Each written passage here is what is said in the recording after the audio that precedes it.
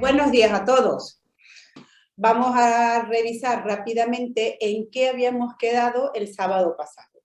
El sábado pasado dijimos que la dieta mediterránea es un conjunto de cosas que va más allá de la palabra dieta, que realmente no se debería llamar dieta, y que incluye un estilo de vida, donde hay que favorecer fruta y verdura de temporada, incluir cereales, granos, semillas, nueces, el aceite de oliva, pescado, reducir el consumo de carne roja, carne procesada y reducir también la sal.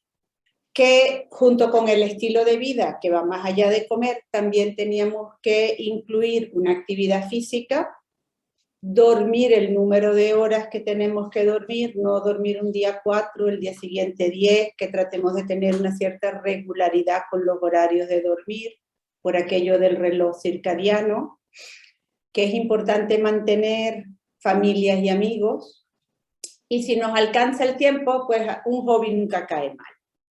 Vamos a ver entonces hoy en más detalle cómo la dieta mediterránea es realmente un aliado en el tratamiento de pacientes con lupus y otras enfermedades. Y lo que queremos realmente son 4 cosas. La primera, queremos bajar la inflamación. La segunda, queremos mantener un peso ideal. Y cuando yo digo peso ideal, ha habido muchas discusiones, pero cuando uno dice peso ideal no es porque uno mide, pues no sé, 1,65 y entonces tiene que pesar 55, porque no somos modelos de esos que andan en la pasarela, ni es bueno ser anoréxica. Ninguno de los dos extremos es bueno, como ningún extremo es bueno para nada. Cuando uno habla hoy en día de peso ideal, se refiere generalmente al peso que está por debajo del sobrepeso, que es el que hemos conservado más tiempo a lo largo de nuestra vida y con el que nos sentimos bien. Por lo tanto, si una persona de 1,65 pesa 60, 58, ¿va? Y no tiene, eso está por debajo del sobrepeso, y ese es el peso que ha conservado por más tiempo, eso es lo que se considera su peso ideal. Olvidaros de los 55 de las modelos de las pasarelas. Lo más importante que queremos evitar es el sobrepeso y peor aún la obesidad, porque lo vimos el sábado pasado. La obesidad conlleva un nivel mínimo pero crónico de inflamación. El tercer pilar son las comorbilidades que existen con el lupus, que sabemos que son el riesgo cardiovascular, renal, pulmonar, diabetes, osteoporosis y los trastornos de la piel. Y cuando juntamos todo, lo que estamos tratando es de mejorar la calidad de vida. Vale. ¿Os acordáis que habíamos visto la pirámide de la dieta mediterránea y dijimos que este sábado vamos a entrar ahora en el detalle y vamos a analizar cada una de estas secciones de la pirámide? Pues la primera dice que tenemos que consumir en cada comida frutas y verduras. Alguien también había preguntado cuánto era una ración. Os puse las raciones como una guía, ¿vale? Entonces, una ración de fruta equivale a una fruta mediana. Puede ser una manzana, puede ser una pera, puede ser una naranja, puede ser un kiwi. Si son pequeñitos, pues son 2 kiwis, ¿vale? También luego hay mucho del sentido común. Lo veremos nuevamente con el ejemplo de los huevos. Hay huevos que son así de grandes y hay huevos camperos pequeñines. Entonces, hay que tener un poco también de sentido común. En términos generales, la base de la pirámide en la dieta mediterránea, ¿qué contempla? Pues contempla fruta y verdura del lado izquierdo, luego hablaremos en la siguiente de los cereales y por qué son tan importantes las frutas y las verduras. 1, habíamos mencionado ya la fibra el sábado pasado. Acordaros que la fibra es el sustrato alimenticio preferido de las bacterias que tenemos en el intestino. Además de que la fibra ayuda a prevenir el estreñimiento, con el estreñimiento se reduce también la probabilidad de cáncer de colon, se disminuyen los gases, el sentirse hinchado, pero lo más importante de verdad es mantener una microbiota, vamos a llamarla feliz u óptima. Porque hablábamos el sábado pasado del eje cerebro-intestino y hablábamos de que justamente hoy en día una de las avenidas que se están utilizando más en la medicina es la prescripción de probióticos específicos. Hay probióticos ginecológicos para mejorar problemas ginecológicos, hay probióticos para enfermedades autoinmunes, hay probióticos para enfermedades cardiovasculares y todos los días estamos descubriendo cosas nuevas. ¿Por qué? Porque más o menos hay 2 millones de microbios que conviven sanamente en nuestros intestinos y no los hemos encontrado todos todavía. Entonces, es una ciencia que estamos descubriendo y es una ciencia que está avanzando y cambiando con mucha rapidez. Pero sí hemos individuado ciertas cepas que favorecen ciertos órganos. Y sabemos también que si tenemos eso, vamos a reducir la inflamación. Y eso se ha demostrado al medir los factores, los mediadores de inflamación, como la proteína de C reactiva, la interleuquina, que el consumo, un alto consumo de fibra baja la inflamación. La otra cosa que tenemos, si tenemos una cesta tan hermosa como la que os puse allí, que es multicolor, y eso es una de las cosas bien importantes, es la variedad de frutas y verduras que comamos. Porque si alguien come todos los días una lechuga y todos los días se come una manzana y una vez por cuaresma se come medio tomate, si es verdad, me vais a decir, bueno, yo me estoy comiendo la fruta y la verdura, pero que hay que comer la fruta y verdura variada. Por eso decíamos también que hay que comer fruta y verdura de temporada. Fruta y verdura de temporada que generalmente tiene un contenido de vitaminas más alto, fruta y verdura de temporada kilómetro cero que tiene menos, probablemente tiene menos productos químicos, pesticidas, etcétera, y que también reducen la huella ambiental, que entre todos hay que hacer algo por el medio ambiente.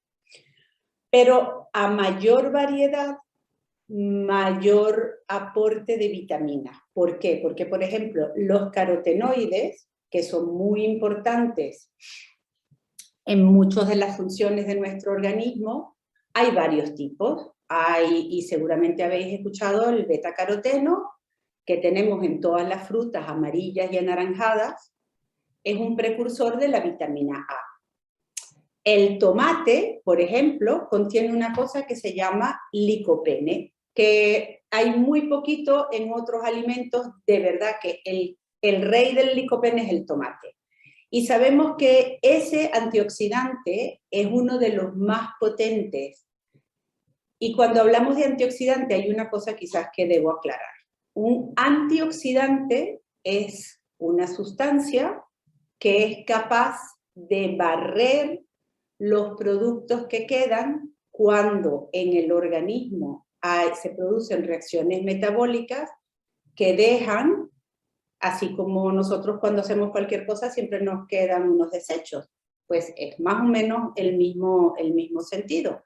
Hay reacciones metabólicas que dejan como desecho productos oxidados, ¿vale? Pues esos productos oxidados no son buenos. Esos productos oxidados son proinflamatorios. Entonces, el rol de un antioxidante, que lo escuchamos siempre, el vino tinto tiene antioxidantes, el tomate tiene antioxidantes, pero que nadie nos dice para qué son importantes estos antioxidantes.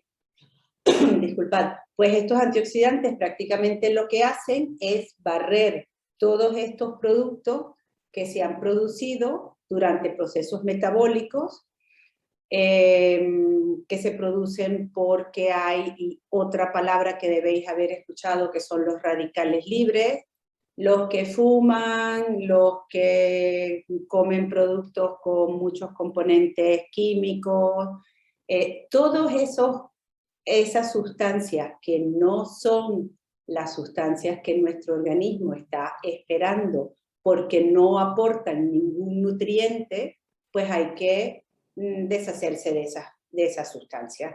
Esas sustancias se oxidan, esas sustancias producen radicales libres, y lo que hacemos con los antioxidantes pues es tratar de eliminar productos de oxidación y radicales libres.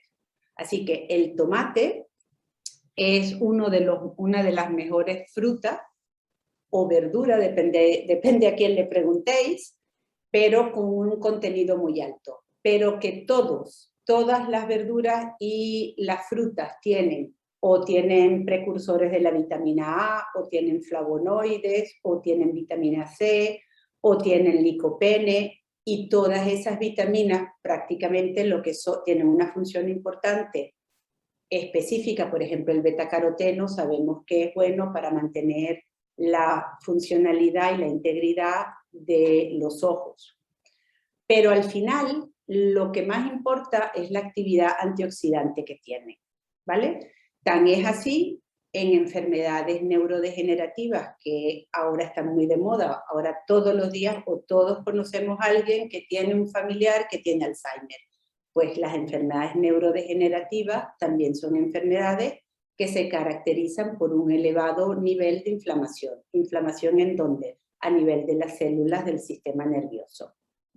Una de las cosas que se está investigando hoy en día, que de paso no es que tengamos ningún tratamiento efectivo contra el Alzheimer, y una de las avenidas que se está investigando es que quizás en vez de dar drogas que van a ayudar a eliminar las placas que se depositan en el interior de los vasos sanguíneos del cerebro y todo el cuento que sabemos del Alzheimer, lo que están tratando hoy en día es de ir con ciertos productos y ciertas drogas capaces de bajar específicamente la inflamación de las células del sistema nervioso central. Entonces, una vez más vemos cuán importante es combatir la inflamación, y una de las mejores cosas pues es el aporte que tenemos a través de fruta y verdura de sustancias antioxidantes. Entre estas verduras habíamos hablado también, debemos tratar de tener una gran variedad, mucho colorido. Mientras más colores haya en vuestro plato, mejor. Y la única cosa que no deberíamos comer es la alfalfa por el contenido de L-cabalanina, que desencadena en el organismo una reacción parecida a un brote. Del lado derecho de la pirámide teníamos aceite de oliva y cereales. El aceite de oliva lo hemos hablado también, y dentro de un par de minutos vamos a hacer una pausa para hablar específicamente de las grasas. Pero sabemos que el aceite de oliva es cardioprotector, sabemos que el aceite de oliva también baja la oxidación y por ende baja también la inflamación. Los cereales, ¿qué es lo que llamamos cereales? Porque a veces entre cereales, leguminosas, la gente se vuelve un lío. Los cereales son todo lo que vosotros coméis, como arroz, pasta, panes, cuscús, ¿vale? Entonces, trigo, arroz, maíz, cebada, mijo, centeno. Una única excepción es la quinoa, que está metida en el grupo de los cereales, pero lo llamamos pseudo cereal porque se comporta, tiene las mismas características que un cereal, pero desde el punto de vista botánico no es realmente un cereal, pero tampoco es una leguminosa. Entonces se ha clasificado como pseudo cereal por sus características nutritivas. Todos los cereales, ¿qué es lo que nos aportan? Nos aportan fundamentalmente hidratos de carbono, ¿vale? Un poco de proteína, no aportan grasa porque de verdad que 1,5% es como si no aportasen ninguna grasa, pero también son muy ricos en fibras y en vitaminas del grupo B y en magnesio. El magnesio, y lo veremos más adelante nuevamente, es muy importante Es un agente muy importante en el metabolismo neuromuscular. Por eso, los de ustedes que tomen magnesio, el magnesio se toma de noche, a la hora de cenar o antes de irse a dormir.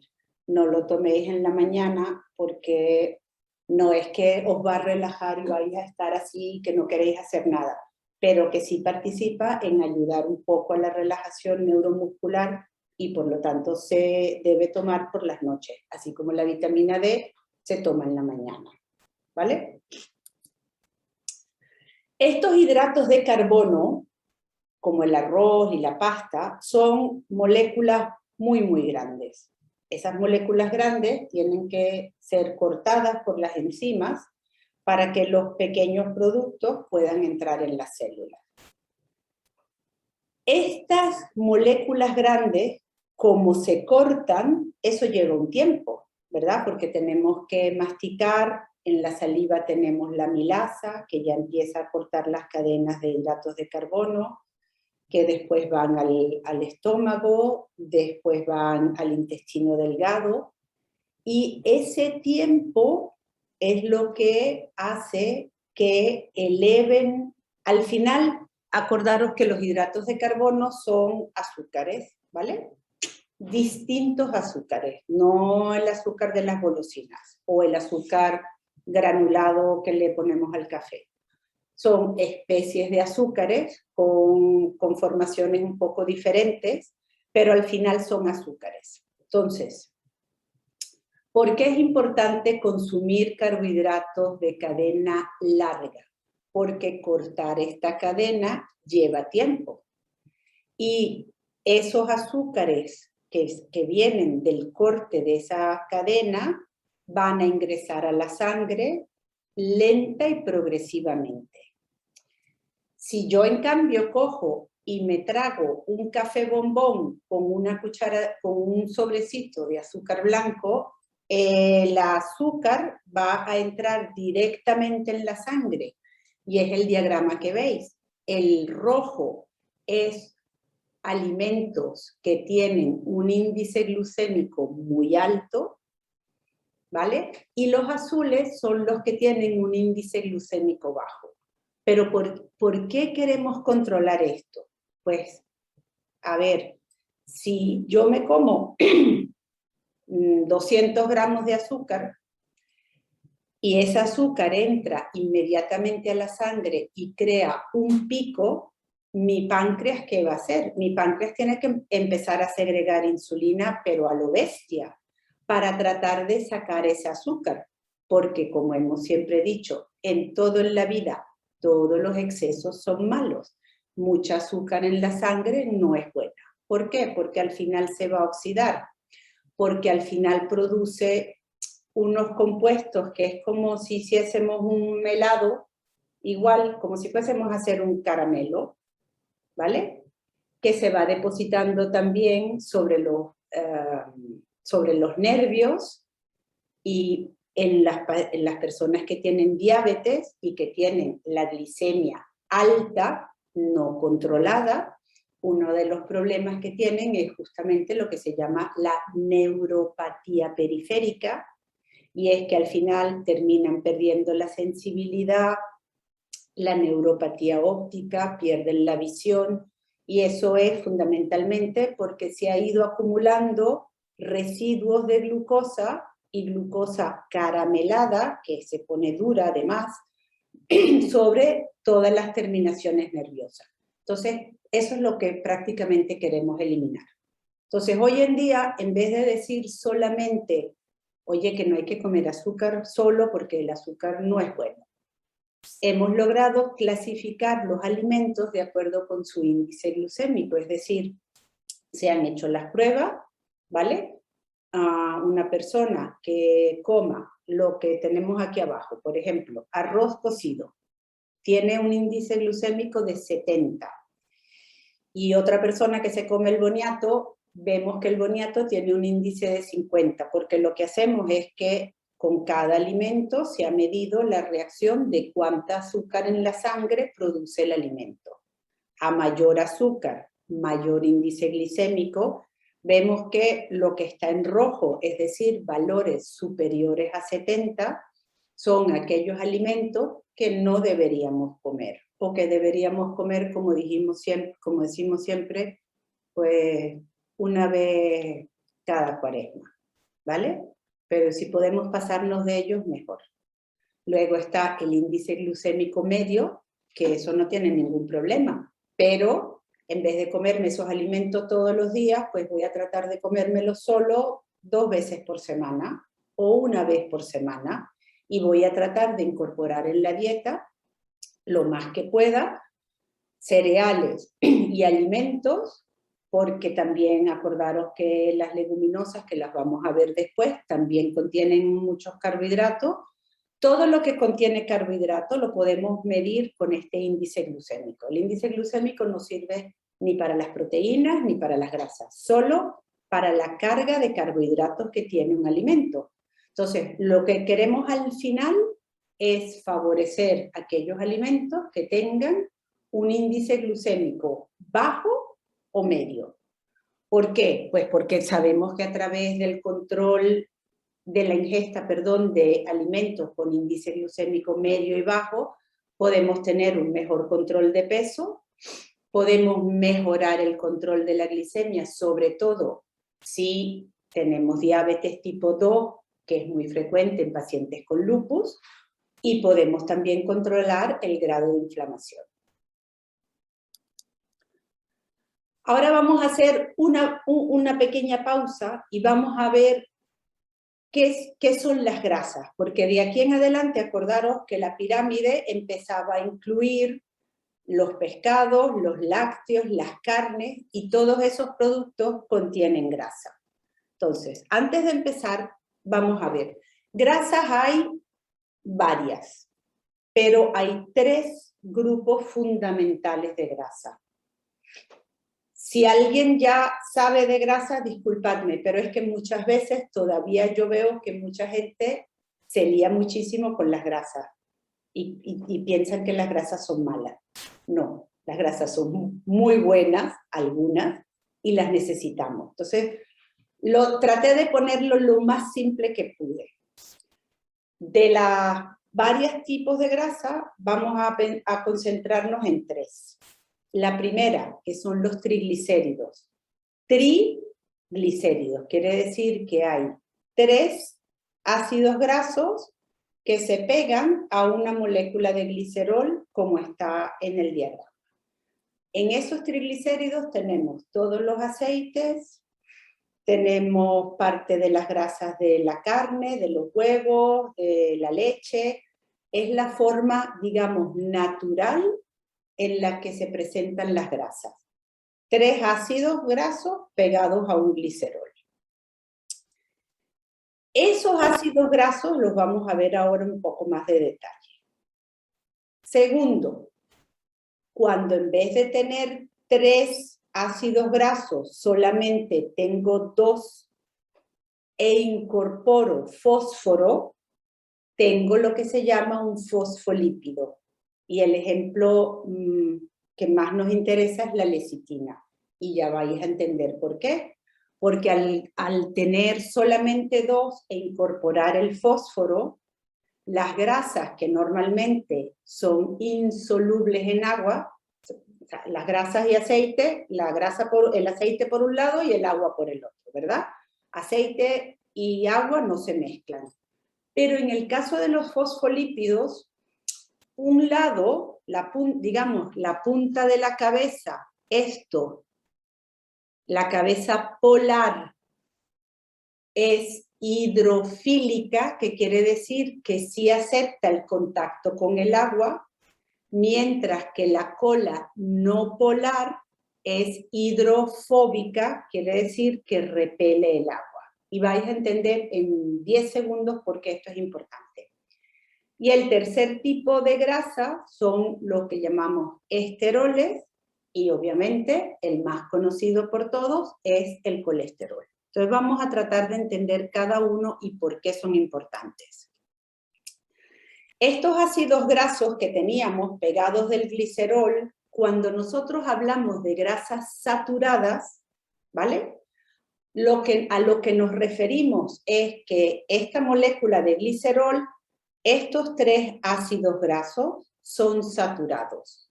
Cuando hablamos de saturado, monoinsaturado, realmente hablamos del ácido graso que está pegado al glicerol. Cuando decimos saturado, como la palabra lo dice, es que saturado es que no cabe más nada. Quiere decir que la cadena, ¿vale?, de carbono, hidrógeno y oxígeno está completa. Ahí no puede abrirse nada, no puede pasar ninguna reacción, cero. Si alguien se acuerda de lo que estudiasteis en química, quiere decir que no tiene lo que se llama un doble enlace. Es saturada. Digamos, quizás la mejor palabra es una grasa saturada, es una grasa sellada. Ahí no se puede agregar oxígeno, no se puede agregar carbono, no se puede agregar nada. Esa grasa saturada sabemos que es la peor para nuestro organismo, porque la grasa saturada, hay 10 millones de estudios que han demostrado que aumenta el nivel de colesterol y por lo tanto aumenta el riesgo de enfermedades cardiovasculares, de infarto al miocardio, aterosclerosis, etc. Y junto con eso, ¿adivinad qué? Pues aumenta la inflamación. ¿Dónde la encontramos? En las carnes rojas, en los embutidos, en los productos que son industrializados. La grasa trans, que la veis al lado derecho, es una grasa que si os fijáis en los diagramas abajo, veis que el doble enlace que tengo en las poliinsaturadas y en las monoinsaturadas es un enlace horizontal, el doble enlace, ¿verdad? Mientras que en las grasas trans el doble enlace es un enlace oblicuo. ¿Por qué? Porque las mono y poliinsaturadas son grasas que ocurren de manera espontánea en la naturaleza, mientras que las grasas trans son grasas que han sido fabricadas por el hombre. Porque son grasas, por ejemplo, los aceites de fritura, la grasa que le ponen a la margarina es un ejemplo de grasa trans. Son restos de grasa que vienen hidrogenados a altísima velocidad, se les incorpora oxígeno, ¿vale? Pero es una grasa que es fabricada por el hombre y entonces el hombre no puede replicar los doble enlaces horizontales y los ha hecho oblicuos. Y es lo peor junto con la grasa saturada, si no es que es peor todavía que la grasa saturada. ¿Dónde lo encontramos? En productos industriales, pan de molde, bollería, en las patatas fritas, que no sean fritas caseras, ¿vale? Y luego en la parte inferior de la lámina vamos a ver las monoinsaturadas. Mono quiere decir uno. Quiere decir que estos ácidos grasos que están conectados a mi molécula de glicerol tienen un doble enlace, y es el doble enlace que veis en el circulito rojo. Las grasas monoinsaturadas prevalentemente están presentes en las grasas vegetales, y de todas las grasas vegetales sabemos que la que hay que favorecer es el aceite de oliva, que también llamamos omega 9. Y ya que estoy, os voy a contar lo del omega. El omega quiere decir dónde está el doble enlace. Por lo tanto, cuando decimos que el aceite de oliva es un omega 9, hay que contar 9 carbonos y en el 9º es donde vamos a encontrar el doble enlace. Lo mismo pasa si miramos del lado derecho las poliinsaturadas y decimos y escuchamos siempre que el pescado azul tiene ácidos grasos omega 3 que son muy buenos para la salud, y si es verdad, y vamos a ver por qué, quiere decir que el primer doble enlace está en el tercer carbono. Es solamente para que entendáis, porque mucha gente dice omega 3 sin saber qué quiere decir omega 3 o omega 6. Omega quiere decir simplemente en qué carbono está el primer doble enlace, ¿vale? Las poliinsaturadas, nuevamente, son aceites vegetales, pero lo encontramos que son los omega 6 y los omega 3 que encontramos prevalentemente en el pescado y en el pescado azul. Entonces, ¿para qué sirven los lípidos? Antes de que la gente nos cuente, no, los lípidos no son, las grasas no son buenas, quieres perder peso, quita la grasa de tu vida, quita los carbohidratos, no puede ser. A ver, los lípidos sirven. Si como demasiada grasa, sí es verdad que no es bueno. Y la grasa en exceso va a almacenar energía. Estos cauchitos que tenemos cuando llega el verano y nos queremos poner el bikini, bueno, eso es grasa. Y cada gramo de grasa provee 9 calorías. Las grasas lo que llamamos un alimento calóricamente muy denso, porque comparado con los carbohidratos y las proteínas aportan solo 4 calorías por gramo. Las grasas aportan 9, que es más del doble, ¿vale? Las grasas dentro del organismo también sirven para proteger los órganos. Por eso esas modelos así anoréxicas no es bueno, porque no tienen suficiente grasa y los órganos no están bien protegidos y no es bueno para el organismo. En tercer lugar, las vitaminas. Hablábamos al principio, cuando hablamos de la fruta y verdura, decíamos que la fruta y verdura aportan muchas vitaminas. Hay una cosa que hay que aclarar. Las vitaminas se dividen en 2 categorías. Las vitaminas que son solubles en agua, que son las que vamos a encontrar en fruta y verdura, que son prevalentemente las vitaminas del grupo B, la B1, la B2, la B3, 6, 12, niacina, ácido fólico, y la vitamina C y la vitamina K. Esas son vitaminas que llamamos hidrosolubles, es decir, que son solubles en agua. Luego tenemos 4 vitaminas, la vitamina A, la vitamina D, la K y la E, que son liposolubles. Quiere decir que son solubles en grasa. ¿Y dónde la vamos a encontrar? Pues las vamos a encontrar prevalentemente en leche, queso, carne, pescado, huevos, ¿ok? Esas vitaminas cuando nosotros nos comemos un huevo, por ejemplo, y pasa el estómago y pasa la digestión y llega al intestino delgado y pasa a la sangre, la vitamina no puede ir sola, porque es muy pequeñita y ella no sabe, así estamos diseñados. La vitamina se tiene que, digamos, pegar a una molécula de grasa que le sirve como de un coche de taxi y que la va a llevar al interno de las células. Entonces, si no tenemos grasa, ¿ok?, el transporte de esas vitaminas se reduce. La cuarta razón es que sabemos que los lípidos tienen, imaginaros, no sé, Orange o cualquier otro proveedor de redes telefónicas. En el organismo tenemos varias redes que sirven para enviar mensajes de una célula a otra. Y el ejemplo más fácil que os puedo dar, si os quemáis un dedo cocinando, cuando os quemáis el dedo, el tiempo que pasa entre que quitéis el dedo y que gritéis ¡ah! Es nada, ¿verdad? Prácticamente es instantáneo. ¿Por qué? Porque lo que sucede en la célula del dedo que se quemó manda el mensaje y esos mensajes viajan, como veis, ultra rápido de una neurona a otra hasta que llega al cerebro. El cerebro dice quita el dedo y el dolor es porque hay un daño en la célula. Todo eso sucede porque las células se hablan entre ellas y se comunican, ¿vale? Parte de la estructura de esa red es a base de grasa.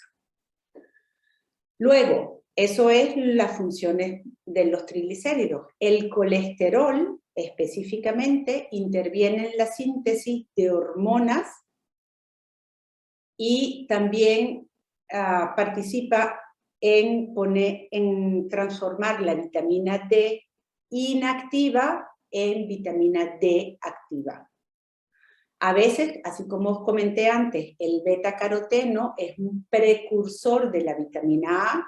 Si yo me como, pues no sé, una auyama, que es amarilla, anaranjada, tiene mucha vitamina A, tiene mucho beta-caroteno. El beta-caroteno, cuando entra en el organismo, es donde se va a transformar en vitamina A, va al ojo y hace las demás funciones que necesita hacer. Exactamente igual pasa con la vitamina D. La vitamina D no siempre está en forma activa, puede estar en forma inactiva y es el colesterol el que va a ayudar a transformarla en activa. La otra cosa que la gente muchas veces dice, no, si estás a dieta, nada de comer huevos porque los huevos tienen mucho colesterol, y es verdad, eso es muy cierto. Tienen 325 miligramos de colesterol en la yema del huevo. Pero también os voy a decir que el colesterol que nosotros comemos solamente participa en 25%. Aunque yo no comiese nada de colesterol, no comiese huevo, no comiese carne roja, no comiese ningún alimento que contiene colesterol, el hígado los va a fabricar. Y ahora vais a entender por qué. Y finalmente, la lecitina sirve para formar la célula, la membrana de las células.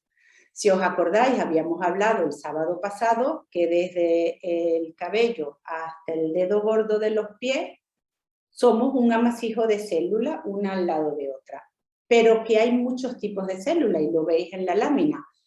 Están los glóbulos rojos, que parecen como unas donas, están las células de los óvulos, veis las neuronas tienen su colita que se llama dendrita, las células de los huesos también son distintas, el espermatozoide es distinto, la célula de la piel, pero todas las células tienen una membrana, ¿vale? Que estén aplastadas o redondas o ovaladas, como las queráis, pero todas las células tienen una membrana porque adentro tienen que conservar un líquido y unos pequeños órganos, como es el núcleo, la mitocondria, pero para encerrar eso, pues necesitan una membrana, ¿vale? Pues esa membrana que veis del lado izquierdo, si la miramos del lado derecho, vais a ver todas esas bolitas con los hilos que cuelgan. Si os recordáis que habíamos visto, la lecitina era una molécula de glicerol con dos ácidos grasos, ¿verdad? Pues fundamentalmente la membrana de nuestra célula es una membrana a base de grasa. En nuestra membrana también hay colesterol, así que cuando la gente dice, no, el colesterol es muy malo, como todo, es muy malo si yo me como 6 huevos todos los días y como carne roja todos los días. Pero que un poco de colesterol lo necesitamos, porque lo necesitamos para renovar las células que vamos renovando cada 3 semanas aproximadamente. Las células, esta parte blanca que veis en el medio son proteínas y estas cadenas verdes son azúcares. Entonces necesitamos todo para todos los alimentos y los nutrientes para garantizar una formación óptima de células que se renuevan.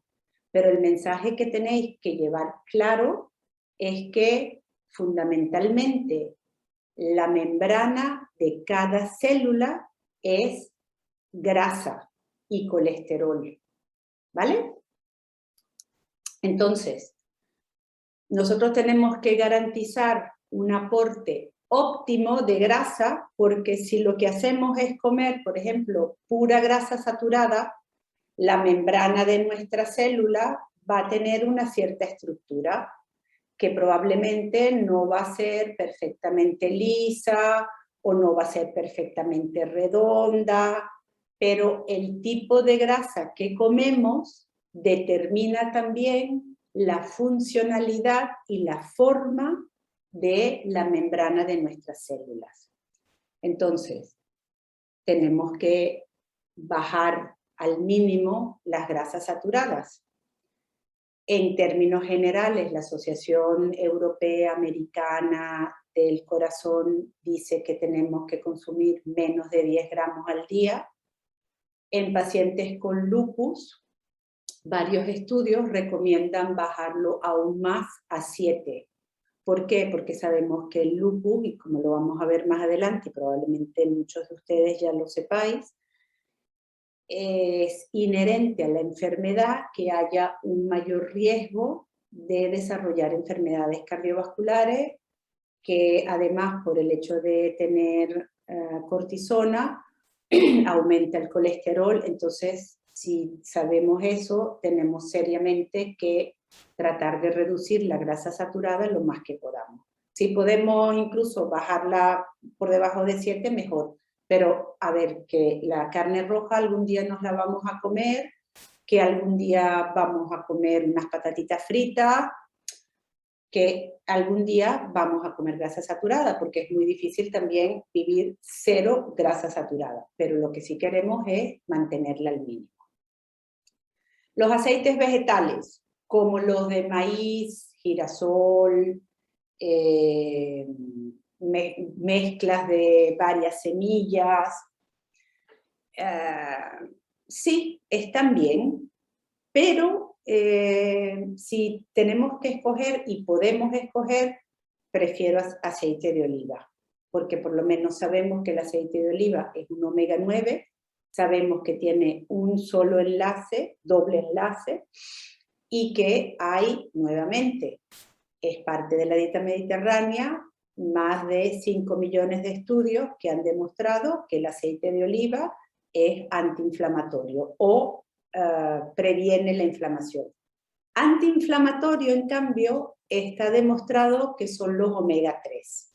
Entonces, si os acordáis de los ácidos grasos, ¿vale? Los poliinsaturados que tienen varios dobles enlaces, el primero está en el carbono número 3, y estos omega 3 pueden venir de 2 sitios.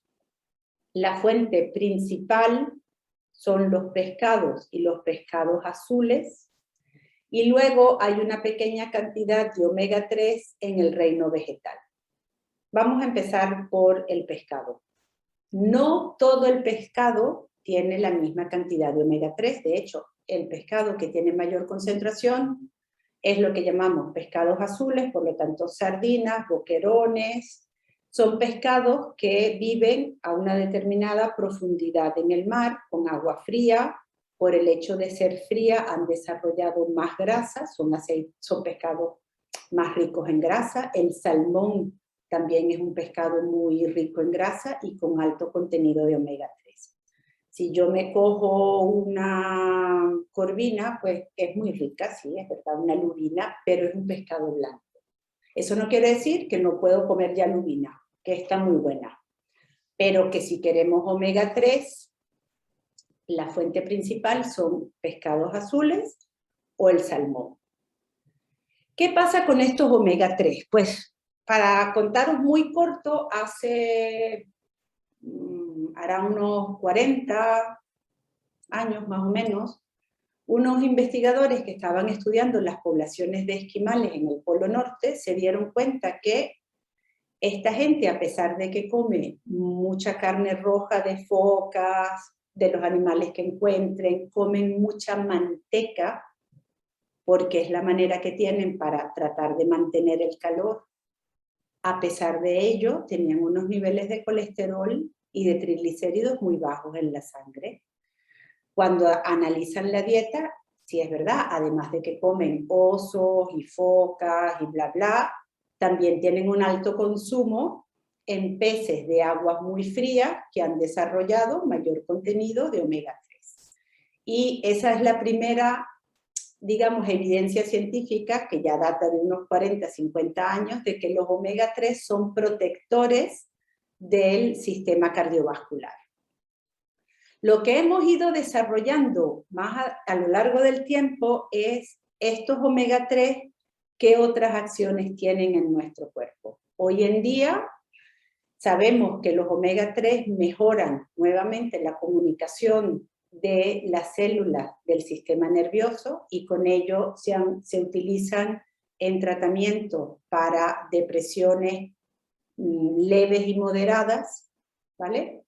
Y también se han usado para el tratamiento de la mácula degenerativa que ciertas personas pueden tener y puede llevar a quedar ciegos. Lo último que me falta por deciros es que cuando escucháis omega 3, en la sardina hay 2 omega 3 y en todos los pescados los omega 3 son 2. Hay un ácido graso que se llama EPA, lo veréis en etiquetas de comida, en etiquetas de complementos. El EPA se llama así porque se llama ácido eicosapentaenoico, pero es muy largo, así que lo hemos llamado EPA. Y el DHA es docosahexanoico y lo llamamos DHA para simplificarnos la vida. En la naturaleza están más o menos 60% de EPA y 40% de DHA. Entonces, si es verdad que el pescado azul es la mejor fuente de omega 3, pero pues que yo comerme 10 sardinas todos los días de mi vida, a lo mejor no me apetece. Y ya llega un momento en que me cansa, aunque tengo omega 3. La otra alternativa, hay 2. Una es el omega 3 vegetal y la otra son los complementos que compráis, que son cápsulas con 1 gramo, por lo menos, de omega 3 al día.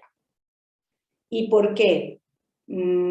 Porque realmente el omega 3 natural, y vais a ver que el mercadeo que han hecho es brutal y no es correcto.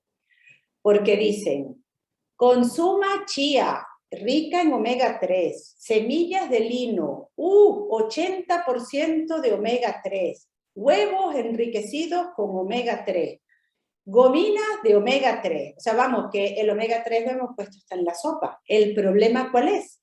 El problema es que el omega 3 que viene en las semillas de lino, en ciertos cereales, es un omega 3 cuya estructura es levemente distinta. Y a pesar de que tiene el doble enlace en el carbono número 3, pero el resto de la estructura es levemente distinta si lo comparamos con un omega 3 de origen animal. Y nuestro organismo no está diseñado para aprovecharla. Por ejemplo, ¿qué quiero decir yo con eso? Quiero decir que, por ejemplo, el calcio, ¿vale?, que encuentro en verduras de hojas verdes como las espinacas, la col, etcétera, tienen mucho contenido de calcio. ¿Es el mejor calcio para mí? No, porque es calcio, pero está en una manera, en una forma química que a mi organismo le cuesta un mogollón poderla absorber. Mientras que el calcio que yo encuentro en la leche es el calcio que es más fácilmente absorbible por mi organismo. Pues exactamente lo mismo sucede con el omega 3 de origen animal, que es el que mi organismo reconoce y se le hace muy fácil poderlo digerir y asimilar en las células, mientras que el omega 3 que yo le doy de origen vegetal, pues solamente podré absorber entre un 10 y un 12%. El resto, por más que me ponga la etiqueta que contiene omega 3, mi organismo no lo sabe, no lo puede utilizar porque no tiene una estructura química compatible con los procesos con los cuales venimos al mundo. En pacientes con lupus específicamente, además de los beneficios que ya sabemos, pues sí, también, o sea, lo que hicieron fue, de los beneficios que conocíamos del omega 3, lo miramos en pacientes con lupus para ver si había una equivalencia, y efectivamente en pacientes con lupus también el omega 3 reduce el riesgo cardiovascular porque reduce el colesterol malo, que es el que llamamos el LDL, que es el colesterol de baja densidad, mejora la hipertensión arterial, y estos omega 3 en el organismo, si yo le doy un omega 6 que viene de un aceite vegetal, por ejemplo de maíz, y le doy un omega 3 a mi organismo, el organismo los va a degradar en una forma muy similar. Digamos que es la misma autovía la que tienen que seguir, pero no pueden estar los dos al mismo tiempo. O pasa un omega 6 o pasa un omega 3. No hay cabida para los dos. ¿Cuál es la diferencia? Es que el omega 6 al final de la autovía va a producir unas reacciones levemente inflamatorias, mientras que el omega 3 al final de la misma autovía, pero como la molécula es distinta, produce interleuquina, leucotrienos y citoquinas antiinflamatorias, ¿vale? Entonces, si yo como omega 3 regularmente, se ha demostrado que reduce el grado de inflamación, que es una de las cosas que queremos, y al reducir el grado de inflamación también reducimos la incidencia de brotes y la severidad de esos brotes. Los frutos secos, como por ejemplo las nueces, tienen unos ácidos grasos, y ahora entendéis, cuando yo hablo de ácidos grasos, ahora sabéis de lo que estamos hablando. Tienen unos ácidos grasos que favorecen bajar el colesterol, por eso dicen comeros 8 o 10 almendras al día o unas 3 o 4 nueces, protege del riesgo cardiovascular, ¿ok? Además baja levemente la inflamación porque son antiinflamatorias. Lo mismo sucede con las aceitunas, porque si sabemos que el aceite de oliva extra virgen es antiinflamatorio, es porque viene de las olivas y las olivas tienen el mismo efecto. En cuanto a la sal, habíamos hablado la semana pasada de que la sal es altamente inflamatoria. Con ello no estamos diciendo que cocinemos sin sal o que no usemos sal, no. Lo que estamos diciendo es evitar los excesos, quitar la sal de la mesa para evitar ese gesto de agregarle más sal. En cambio a eso utilicemos más hierbas, más especies. Las hierbas, por ejemplo, son fuente también de vitaminas y minerales. Sin ir muy lejos, el perejil es muy rico en vitamina C. El tomillo, la albahaca contienen mucho hierro. Y me diréis, bueno, Susana, pero que lo usamos en cantidades muy pequeñas. Vale, es verdad. Pero si os acordáis que habíamos hablado el sábado pasado del mosaico y habíamos hablado de la sinergia de los alimentos, no es solamente el hierro que aporto en la albahaca lo que me va a arreglar y solucionar la vida, sino es la albahaca que le pongo al tomate, que además encima le pongo aceite de oliva. Y acordaros que la sinergia era el principio de que el todo es más que la suma de los componentes. Un apartado, porque me había pedido Loli, lo había mencionado la semana pasada, así como dijimos que la alfalfa no es buena, tampoco es bueno el ajo. Y nuevamente, no digo que no uséis más nunca ajo, pero sí, por favor, evitar comer el ajo, evitar ponerle el ajo cortado a las gambas al ajillo, y en cambio en el aceite poner un ajo para que el aceite coja un poco de olor a ajo, pero cuando empieza a colorear, a sacarlo. Porque el ajo tiene compuestos que, al igual que la alfalfa, en menor grado, pero pueden provocar brotes. Vamos ahora a la parte ya de los lácteos, ¿vale? Entonces, tenéis las raciones. La diferencia en las raciones, si es un queso fresco o es un queso curado para Paloma, aunque Paloma ya me dijo que ya ni curado ni fresco. Pero si algún día quieres, Ahí tienes las raciones, Paloma. Estos lácteos, y cuando hablamos de lácteos, hablamos de leche, yogur, queso, nata, o sea, leche y derivados. Nuevamente, muchas veces nos dicen, no, los lácteos no son buenos. Si no nos pasamos y seguimos la dieta mediterránea, donde dice 2 raciones, los lácteos sí que son buenos. ¿Por qué? Porque los lácteos ya lo vamos a ver. Nos aportan ciertas cosas que el organismo necesita. Entonces, primero que nada, ya lo habíamos comentado también la semana pasada, los lácteos de origen de cabra y de oveja son más fáciles de digerir, tienen menos grasa saturada y desde el punto de vista nutricional son mejores que los lácteos derivados de leche de vacuna. Los lácteos, al igual que lo veremos después con los huevos y las carnes, son de alto valor biológico. Y si miráis aquí abajo, en este muro de ladrillos, hay una molécula de proteína. Esa molécula de proteína, si lo veis, es una secuencia de bolitas. Cada bolita es un aminoácido. Es exactamente el mismo principio que los carbohidratos, que dijimos que eran moléculas grandes de azúcar, donde tenemos azúcares pegados uno al lado de otro y hay que irlos rompiendo para poderlos absorber. En las proteínas sucede lo mismo.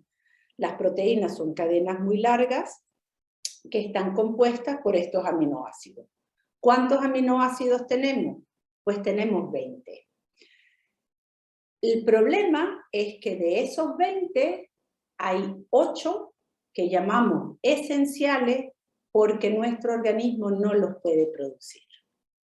Entonces, si yo tengo una dieta, por ejemplo, vegana, ¿okay? No voy a tener todos los aminoácidos esenciales. Hay manera de darle la vuelta y ya lo vamos a ver. Pero vamos a empezar por entender por qué las proteínas son tan importantes. Y no acaso puse la foto de la proteína contra un muro de ladrillo, porque las proteínas tienen una función estructural. Lo vimos también como las grasas. Las proteínas forman parte de las células, ¿vale? De los órganos y los tejidos. Que si yo no tuviese suficiente proteína, por ejemplo el hueso, no tendría yo muchos huesos, ni podría estar yo erguida. Sería más bien una serpiente, ¿vale? Entonces, necesitamos proteínas para hacer la estructura junto con las grasas de todas las membranas celulares. Al igual que las grasas, las proteínas sintetizan hormonas y al igual que las grasas, las proteínas sirven para formar anticuerpos, que es la base del sistema inmunológico.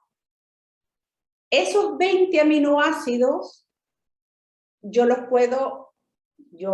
organismo yo puedo poner uno detrás de otro y tengo un sinfín de posibilidades.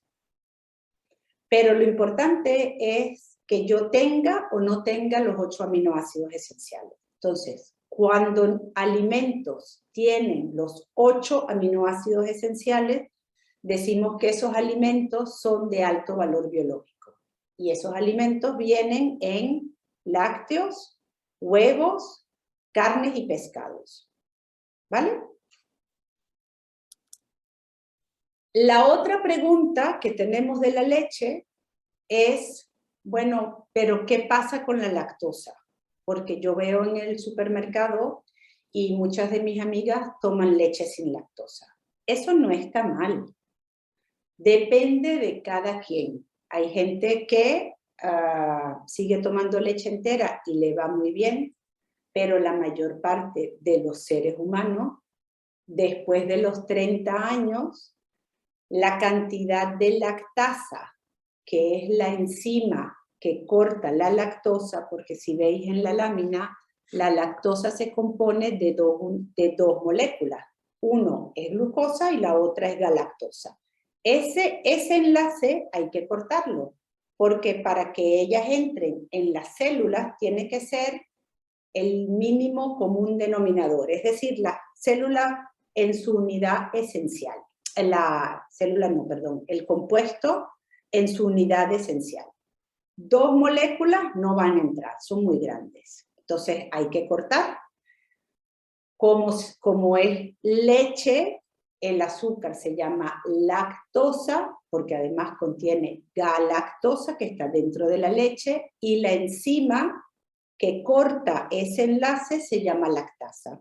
Esa lactasa se encuentra en el intestino, en nuestro intestino, y ayuda a cortar los enlaces. A medida que envejecemos, la cantidad de lactasa se va reduciendo. En unas personas más aceleradamente, en otras personas menos. Entonces, las personas que toman leche y que me dicen, oh, en la tarde estoy hinchada, no me siento bien, cambiamos a leche sin lactosa y las personas se sienten mejor porque ya no tienen esos problemas digestivos. Entonces, si a vosotros os va bien tomar la leche entera y no pasa nada, vale. Lo único que yo sí diría es que tratemos de consumir leche semidesnatada, nuevamente. ¿Por qué? Porque sabemos que en los pacientes con lupus hay un mayor riesgo de enfermedad cardiovascular.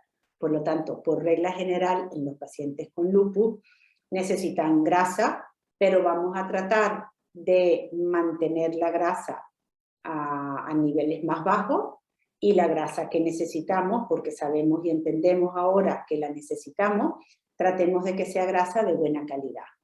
La grasa de la leche, lamentablemente, contiene grasa saturada. Entonces, tratemos de consumir leche semidesnatada. ¿Ok? Luego, el queso. El queso nuevamente, dijimos, ¿por qué preferimos queso de cabra o queso de oveja? Porque el contenido de grasa saturada es más bajo. Eso es una cosa. Entre queso fresco y queso curado, ¿cuál prefiero? Bueno, el curado sabe de maravilla y de verdad que un manchego con una cañita, de verdad que va muy bien. Pero ¿es eso algo que yo puedo hacer todos los días? No es recomendable. Si os fijáis, una ración de queso curado, dijimos en la lámina anterior que eran 50 gramos. El queso fresco, 100. Pero el queso curado, a pesar de que es la mitad, en 50 gramos de manchego, tengo 15 gramos de grasa total, y de esas, 8.5 son saturadas.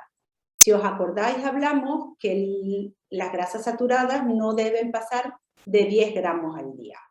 Entonces, si me como el manchego, ya se acabó. No hay cabida para otra grasa saturada.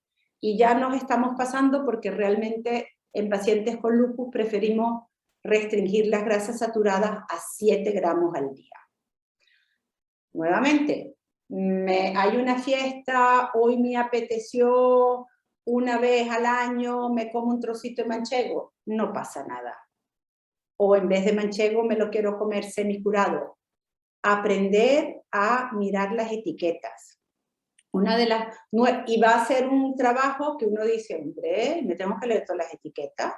Es un trabajo que os va a llevar una semana. El tiempo de ver y de decir, ah, pues mira, yo no sabía que este producto tenía tanta grasa, pues ya lo quito. Y después de que os toma una semana, ya volvéis al supermercado y sabéis, este sí, este no, este sí.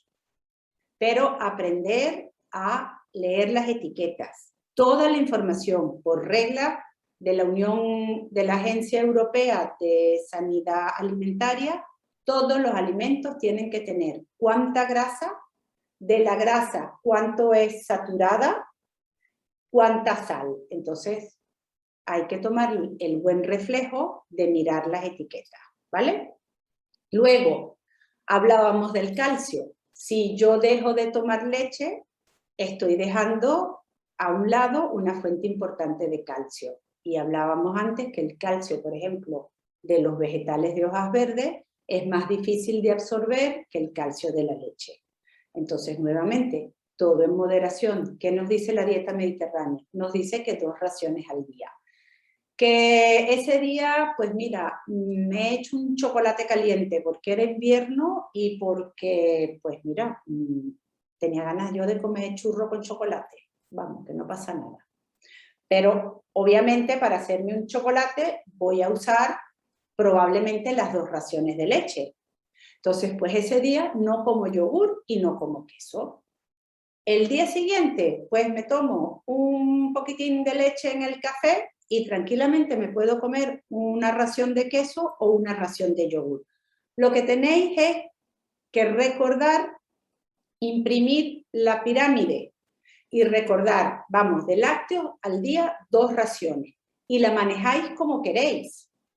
Un día me como las 2 raciones de queso porque, vamos, mira, ese día lo que tenía yo ganas de comer era queso. Muy bien.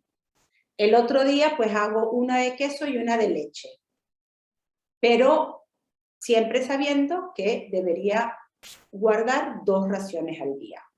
Y que 2 raciones garantizan un aporte de calcio, digamos calcio bueno, calcio que mi organismo puede asimilar fácilmente. Las carnes. Aquí tenemos carnes blancas, pescado y marisco. Carnes blancas, ¿qué entendemos por carne blanca? Pollo, pavo, conejo, estamos todos de acuerdo. El cerdo. Ayer estuve, no sé, ayer no, antes de ayer, como 1 hora viendo las nuevas clasificaciones y todavía seguimos, como hace 5 años, sin que la gente se ponga de acuerdo.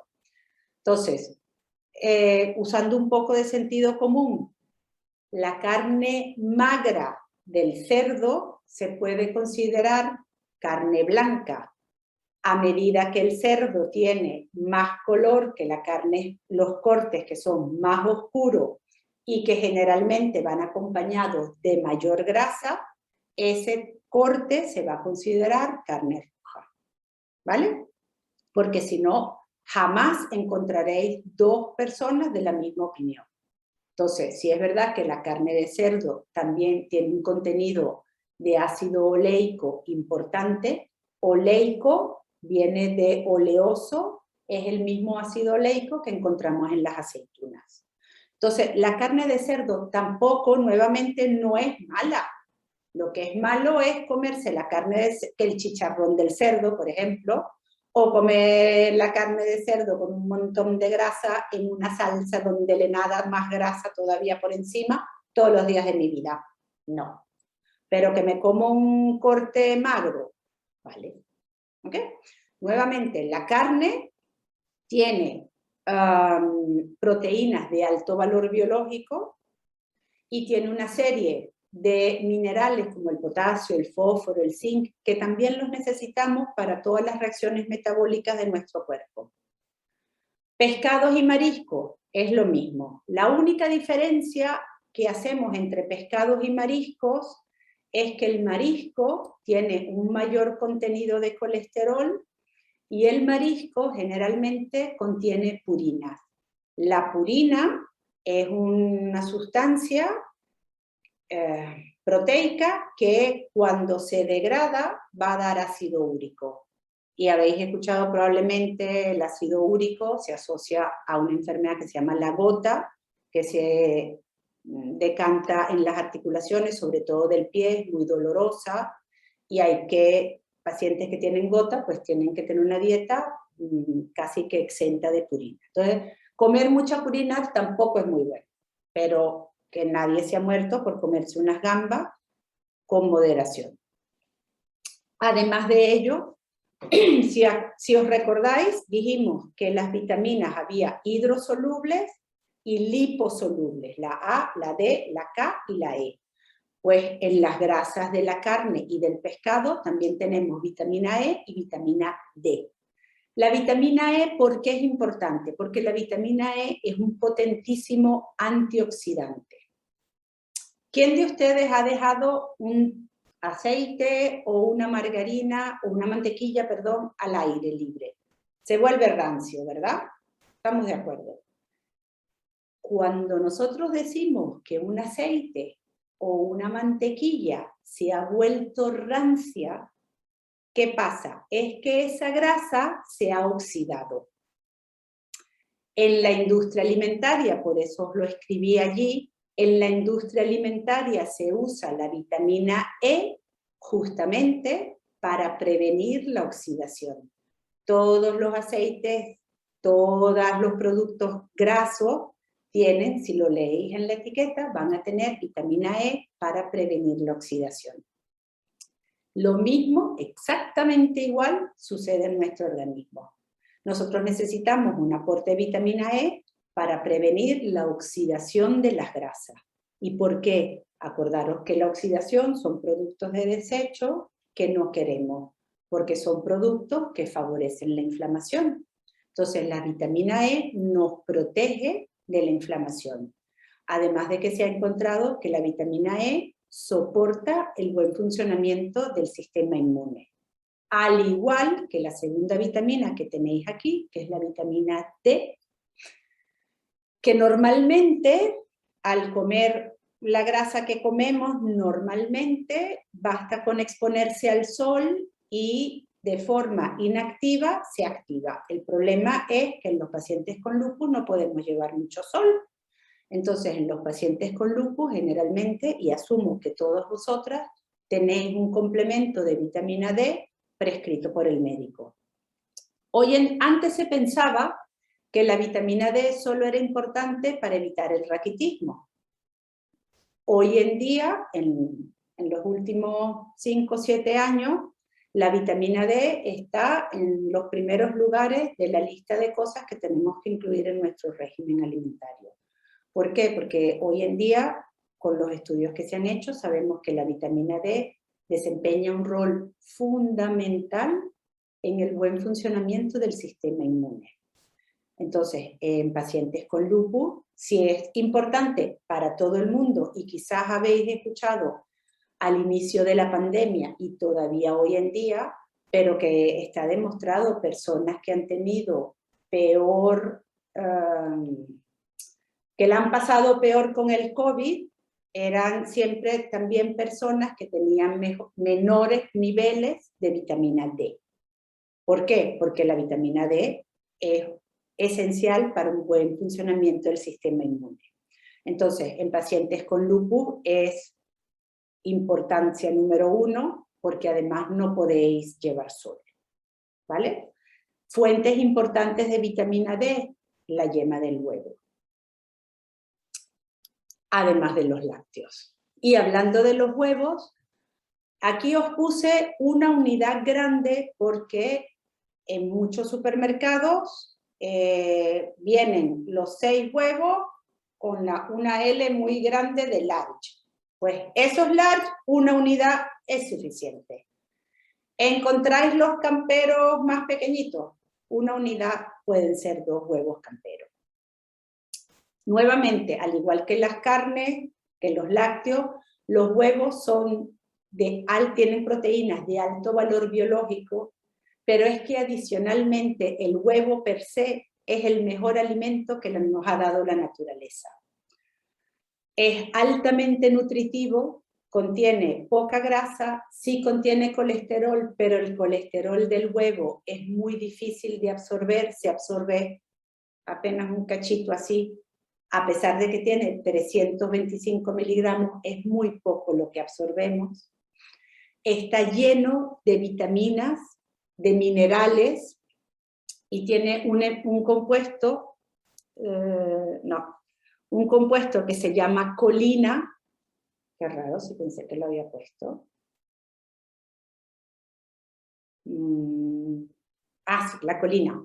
La colina, el nutriente, el alimento que más tiene es el hígado, pero lamentablemente las vísceras, hígado, riñones, sesos, también tienen mucha grasa saturada, así que tratemos de no comer vísceras. Pero el huevo, el segundo es el huevo, y la colina desempeña un papel importantísimo en la estructura de las membranas celulares de músculos, huesos y sobre todo cerebro. Si un día no tenéis nada que hacer y veis en una farmacia complementos para mantener un cerebro activo, evitar el Alzheimer, bla, bla, todos ellos incluyen la colina. ¿Ok? Entonces, los huevos son muy buenos. Nuevamente, dentro de las limitaciones que nos dice la dieta mediterránea, de 2 a 4 raciones por semana. Luego, del lado derecho tenemos las legumbres. Las legumbres también son muy buenas, son bajas en calorías, tienen carbohidratos de cadenas largas, pero no aportan muchas calorías, y lo que sí aportan más proteínas que los cereales, y generalmente en dietas, personas que siguen regímenes vegetarianos, lo que hacen, como no comen carne, lo que hacen es que asocian cereales y legumbres, porque si veis la parte de abajo, la parte de arriba, cierto, las legumbres son muy ricas en metionina y cisteína, que son 2 aminoácidos esenciales, pero son muy pobres y son muy ricas en lisina, que es justamente lo opuesto de los cereales. Entonces, cuando yo combino cereales y legumbres, por ejemplo, arroz y guisantes, de alguna manera estoy mejorando el perfil de aminoácidos. Y eso es lo que hace la gente vegana y vegetariana, es tratar, como no tienen los 8 aminoácidos en un solo alimento, porque no comen ni carne, ni huevo, ni queso, pues deben coger los aminoácidos esenciales de un alimento, del otro, y tratar de combinarlos. ¿Ok? Las legumbres, nuevamente, son muy ricas en fibra, nos ayudan contra el colesterol malo, la hipertensión, obviamente como son moléculas largas, igual que los cereales, mejora el pico de glucemia, tienen un mejor índice glucémico. Patatas, que nos encantan. Las patatas, si miramos las cosas como son, las patatas no son malas y son... Aquí está. Las patatas, 100 gramos, aportan solo 77 calorías. ¿Cuál es el problema? Es que si yo me como la patata frita y de un índice glucémico de 70, cuando yo la como hervida pasa a 90 y a 95. Entonces el problema de la patata son dos. Uno, que generalmente nos las comemos fritas o en salsas, y muy pocas veces las consumimos simplemente hervidas con un poquito de aceite de oliva y sal. Y la segunda cosa es que, a diferencia de los demás cereales y de las legumbres, esta molécula larga, larga, larga, larga, es prácticamente azúcar, azúcar, azúcar, azúcar, es una molécula de almidón. Es distinto de la molécula de las legumbres. Y eso es pura azúcar. Azúcar vegetal, pero no deja de ser azúcar. Esa es la razón por la cual limitamos el aporte de patatas en la dieta mediterránea. Sin embargo, no quiere decir que no las podamos comer. Las podemos comer, pero con moderación. Carnes rojas, pues ya, las que no son blancas son rojas. Vacuno, ovino y los cortes muy grasos y muy oscuros del cerdo, ¿vale? Nuevamente son grasas de alto valor biológico, alimentos de alto valor biológico, porque tienen los 8 aminoácidos esenciales. El problema es que vienen con mucha grasa saturada, y peor aún cuando hablamos de carnes procesadas, porque las carnes procesadas no es más que los restos de carne y de grasa que han sido mezclados con especias, curados, y por lo tanto tienen generalmente, por el mismo peso, más grasa y más colesterol. Eso es la razón por la que veis que en las raciones las carnes procesadas representan la mitad de una ración de carne roja. Los dulces, ninguna sorpresa, ya lo habíamos hablado también el sábado pasado. Son azúcares sencillos que aumentan el índice glucémico, aumentan el riesgo de diabetes y aumentan los marcadores de inflamación. Entonces, alguien la semana pasada, que no recuerdo quién fue, me preguntó que si podían utilizar endulzantes artificiales. La verdad que sería preferible bajar el consumo de azúcares que usar endulzantes artificiales, porque al final el dulce es una adicción.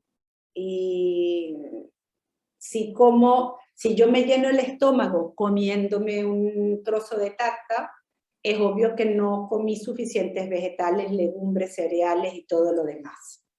Entonces sería preferible bajar de todas maneras, aunque se usen edulcorantes artificiales, es preferible bajar el consumo de azúcares. Hoy en día, ¿qué sabemos? Sabemos que a pesar de que fueron desarrollados para sustituir el azúcar y se usaron mucho en un principio en pacientes obesos para reducir el peso, se ha visto en estudios epidemiológicos que a la larga había lo que se llama un efecto rebote y las personas al final pues cogían más peso. Lo mismo se ha visto en niños, ¿vale? O sea, uso de endulzantes artificiales en niños de verdad que no debería ser.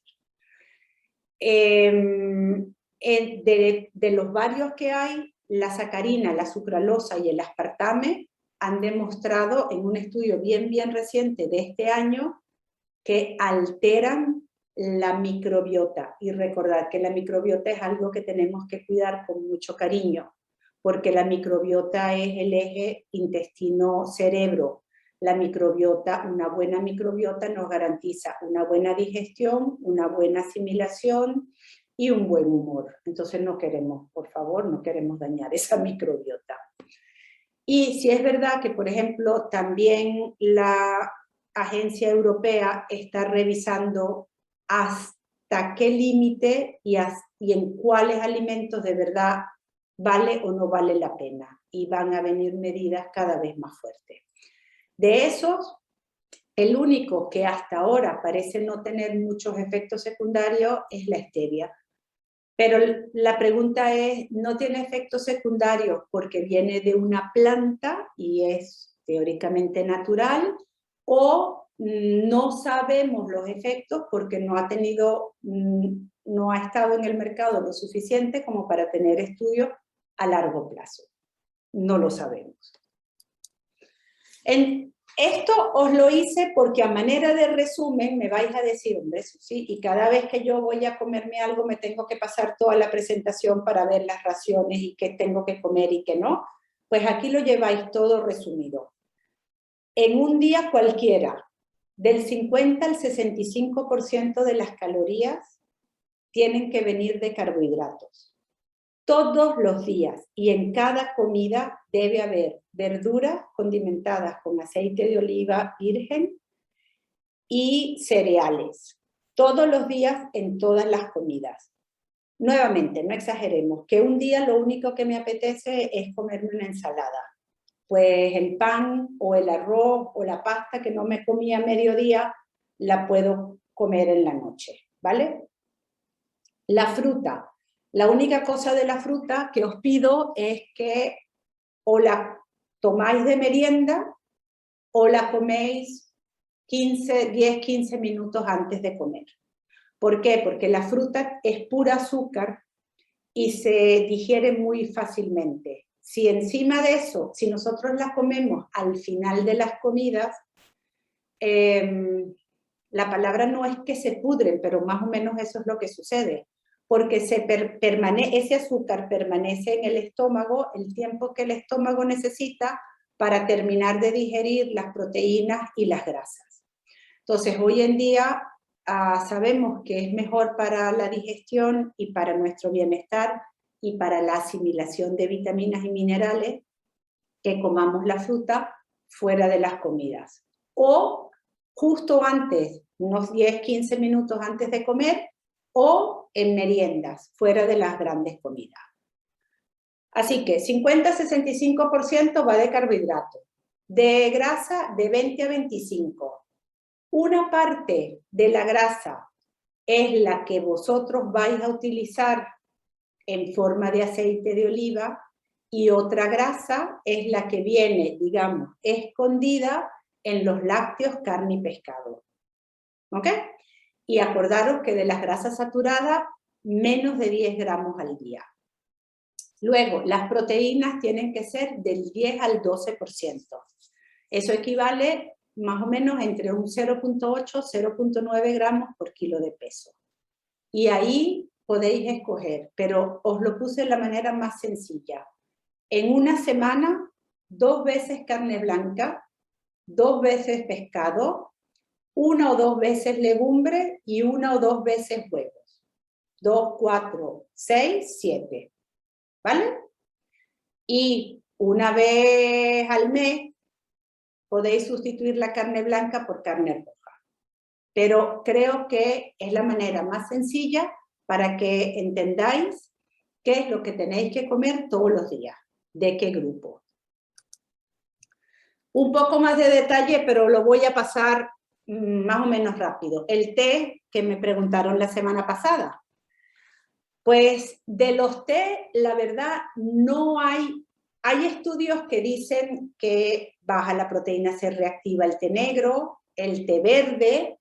Hay incluso un artículo del 17, que no es tan viejo, que dice que es muy bueno para mejorar la calidad de vida. Pero yo no les puedo decir, escribir en blanco y negro, que eso siempre es así. ¿Por qué? Porque el problema de cuando se hacen estudios, a ver, ¿cómo lo puedo decir? Si yo hago un estudio sobre una droga nueva, digamos, aspirina de 30 gramos, una burrada que estoy diciendo, pues las personas se toman la aspirina o no se la toman. Y al final del estudio uno compara cómo van los de 30 y cómo van los que no la han tomado. ¿Vale? El problema de cuando hacemos estudios de nutrición, y sobre todo el té, que es muy difícil decir, pues sí, el té verde, porque no necesariamente todo el mundo, aunque les digan, mire, usted tiene que comer esto y esto, pero nunca tenemos la garantía de que la persona no ha comido golosinas, no ha comido alimentos fuera de lo que estaba permitido. Entonces, con la nutrición, además que tampoco podemos manejar si hay enfermedades sublatentes. Esos pacientes con lupus tenían solo lupus o tenían lupus y tenían otra enfermedad autoinmune. ¿Sabes lo que te quiero decir? Entonces, hay un mensaje que lo tengo al final que va también mucho con lo del té. Ya lo vamos a retomar.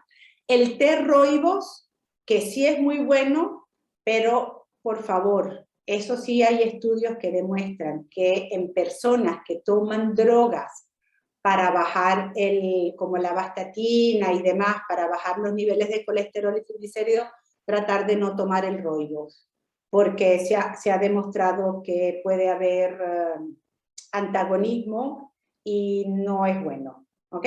Pero si no lo tomáis y os apetece un día tomaros un té de rooibos, os lo podéis tomar.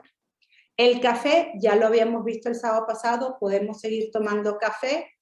El chocolate, no habíamos hablado mucho, pero el chocolate es muy bueno para reducir la inflamación. Lo puse en mayúscula, en pequeñas dosis. No nos vamos a tragar la tableta de chocolate todos los días, pero un par de cosas. Uno, tiene que ser chocolate negro. A partir del momento que yo me como el chocolate de leche, al chocolate de leche le han puesto leche, azúcar, entonces ya pierde la mitad de los beneficios. Pero una pequeña dosis de chocolate negro es buena para reducir la inflamación. Eso en cuanto a la inflamación per se. Pero también el chocolate negro tiene otros beneficios. Mejora la tensión arterial, mejora la glicemia, ayuda con nuestra microbiota que tenemos que cuidar. Y una de las cosas que es muy interesante, y por eso habéis escuchado cuando hay gente que dice que está muy estresada y le da por comer chocolate, ¿verdad?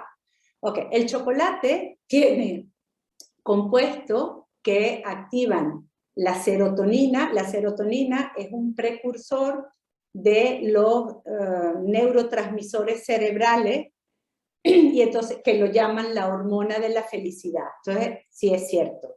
Claro, para que estéis así súper contentas debéis comeros la tableta entera, pero que sí sabemos que el chocolate negro tiene muchas propiedades. De hecho, si miráis la literatura, el chocolate se ha usado por más de 3000 años, por alguna razón será. Alguien también preguntó, o si no preguntaron, yo prometí que iba a mirar el gluten. A ver, el gluten. Hay una enfermedad que se llama enfermedad celíaca, en donde si veis arriba, la pared interna del intestino tiene todos esos bilis, que son por donde se absorben los alimentos. Pues en las personas celíacas prácticamente es plana. Y una persona celíaca, que es una enfermedad autoinmune también, no puede comer gluten, termina en la UCI o en el cementerio. ¿Vale? ¿Qué es lo que ha sucedido últimamente? Que vamos a cualquier sitio y vemos todas las etiquetas nuevamente. El marketing sin gluten, con omega 3, sin lactosa. Genial. Hay un aumento de gente que dice, a mí el gluten me cae fatal, pero que no se ponen malos como para terminar en una UCI. Pero tanto es así que ya a nivel internacional se reconoce un síndrome que se llama sensibilidad al gluten. Eso no quiere decir que comamos 0 gluten. Lo que sí quiere decir es que sería bueno quizás reducirlo. ¿Es eso lo que pasa en pacientes con lupus? No necesariamente. Del lado izquierdo les he puesto lo que se considera que pueden ser factores desencadenantes de esta sensibilidad. El hecho de ser mujer ya es... Hay más mujeres que hombres que tienen sensibilidad al gluten. Enfermedades autoinmunes, un sistema digestivo que no funciona muy bien, problemas alimenticios, alergias, pero eso no quiere decir que uno de la noche a la mañana dice, mira, ¿sabes qué? Yo lo llevo fatal y como sin gluten. Yo con eso como nutricionista no estoy muy contenta, y no estoy muy contenta, os voy a explicar por qué. Porque si cogéis nuevamente productos sin gluten en un supermercado y leéis la etiqueta, para que esa magdalena sin gluten sea apetitosa, ¿qué creéis que pasa? Que le han agregado más azúcar, le han agregado más grasa, le han agregado grasa saturada, y al final una magdalena sin gluten es más dañina que la magdalena normal. ¿Vale? Entonces, ¿queréis comer con bajo gluten? Pues empezad a practicar y hacer pan en casa con harinas que no tienen gluten. ¿Vale?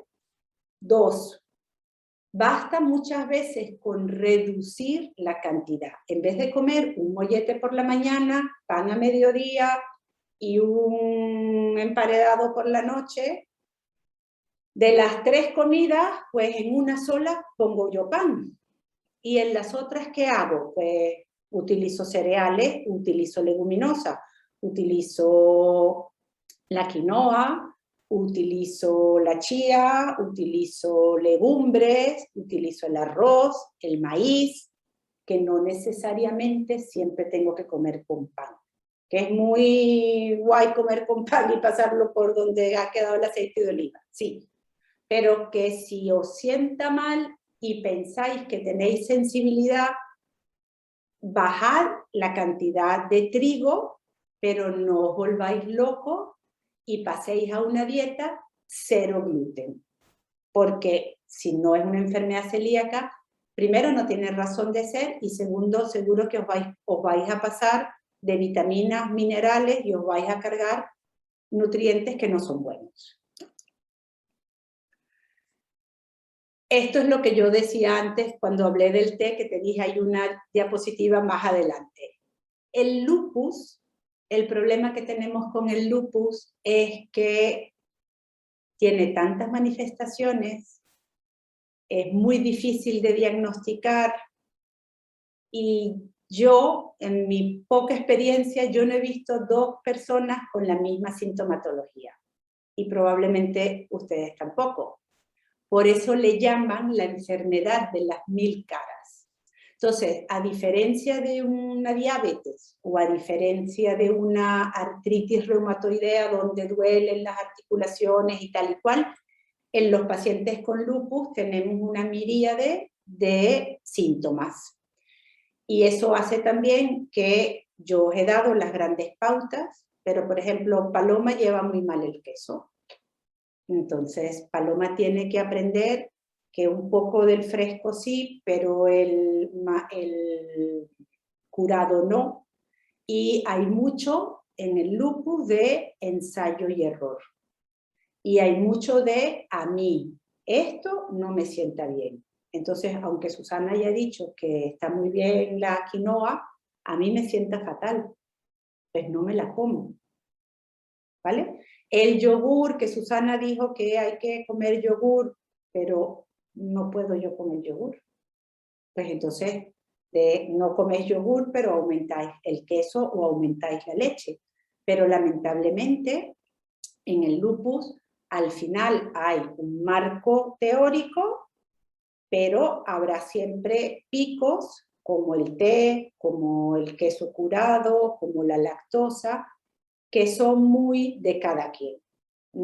Esto no es como cuando uno se compra un jersey talla única. No, no existe talla única, porque cada uno de nosotros somos distintos.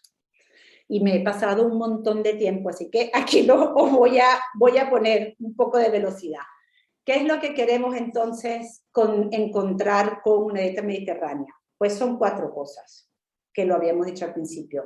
Tenemos a toda costa que bajar la inflamación, mantener el peso, mejorar la calidad de vida y bajar las comorbilidades.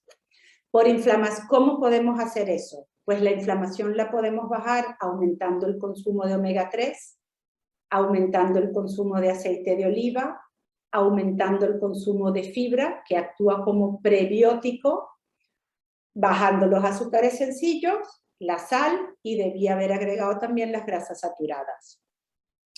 ¿Cómo puedo mantener y manejar mi peso? No hay otra. Aquí no hay otra sino bajar las calorías, bajar los azúcares y las grasas. Eso nuevamente no quiere decir que 0 azúcar y 0 grasa. No, tiene que ser progresivo y gradual. ¿Vale? Las comorbilidades van a ser una consecuencia de los otros 3 pedazos del puzzle y la calidad de vida viene con la fibra. Tengo una mejor microbiota, el chocolate negro de vez en cuando. No, el chocolate negro os podéis comer un cuadrito todos los días. Pero si un día no me lo he comido, el día siguiente me puedo comer 2, sí. Lo que no podéis hacer es dejar de comer toda la semana y el sábado comeros la tableta entera. Eso no se vale. Pero tener alimentos que tengan magnesio, que ayudan mis músculos y las neuronas, y la actividad física. Lo hablamos el sábado pasado. La actividad física ayuda, aunque a veces, digamos, me duele todo y no puedo, de bajo impacto. Un poquito hay que hacer actividad física. La inflamación lo voy a pasar porque creo que ya lo hemos hablado bastante. El índice, el peso, solamente deciros que reducciones de peso, aunque sean pequeñas, han demostrado beneficios, con lo cual, de verdad, pacientes con sobrepeso u obesidad, esto es un punto importante. Las comorbilidades, el riesgo cardiovascular, sabemos que hay elementos que son inherentes al lupus y a la toma de cortisona, y ahí no está en nuestras manos, no podemos hacer nada, pero sí que podemos hacer actividad física y sí que podemos seguir los consejos de la dieta mediterránea. Lo mismo va con los trastornos renales de nefritis que vemos en muchos pacientes con lupus. ¿Qué puedo hacer que esté en mis manos? Pues bajar el consumo de sal y bajar el consumo de proteína. Lo mismo para problemas pulmonares, aumentar los alimentos proinflamatorios y aumentar la actividad física. La diabetes, pues cuidar y favorecer alimentos que tengan un bajo índice glucémico, aumentar la fibra. Entonces, para cada una de estas cosas, la dieta mediterránea tiene su lugar, ¿vale? La osteoporosis, que es sumamente importante porque perdemos masa ósea y eso va a hacer que con las caídas sea mucho más fácil tener una fractura. Pero calcio, vitamina D, vitamina C, y últimamente sabemos también que el magnesio y el potasio ayudan. Entonces, esas son las cosas y los gestos que hay que seguir.